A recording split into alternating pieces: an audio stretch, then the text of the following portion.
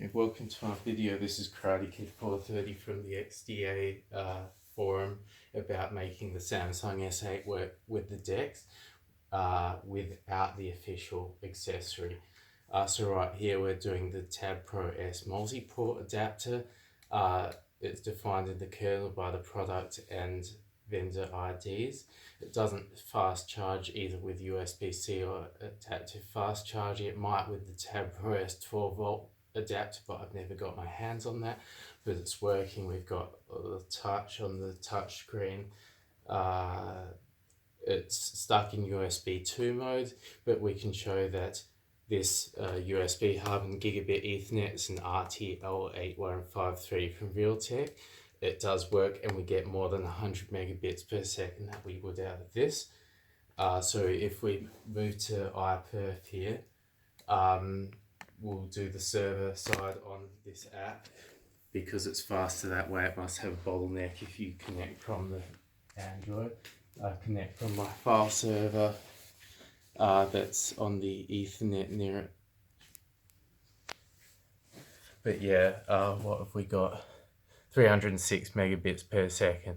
So it's definitely better than you would get out the DeX. But yeah, I'm using a Bluetooth mouse, can use the USB one, Bluetooth keyboard, whatever floats your boat.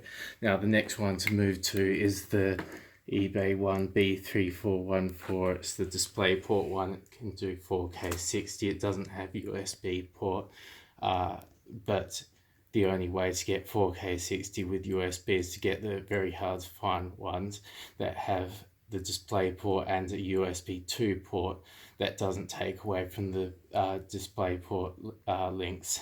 The bandwidth just uses the two USB 2 lanes that don't interfere with it. But anyway, so this I look forward to the day if they support 4K on DeX. But that works as well. We can fast charge with it. If you look at the right hand corner of the screen, we can show that that one's capable of fast charging with USB-C. That's from my Dell adapter from my 2-in-1 XPS, and that's a third party one. The one that everyone's interested in is the official Samsung HDMI adapter that's capable of 4K 60 also. Oops, that's DisplayPort. As you can see, that there's nothing else connected to the display. The port's behind. It's not fake. I'm so happy that this has worked out finally, and soon hopefully I'll tidy my source code up, the patches, and submit them for everyone to use. Hopefully we can convince a third-party custom kernel developer such as the Jesse kernel to integrate them so that people can more easily get their hands on the functionality. The most important thing though is that it hasn't broken the real DeX.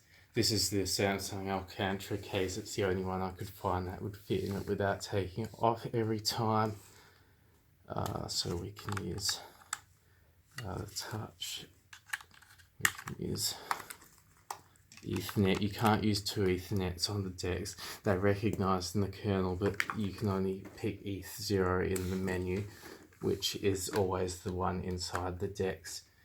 So that's one thing that Samsung need to improve.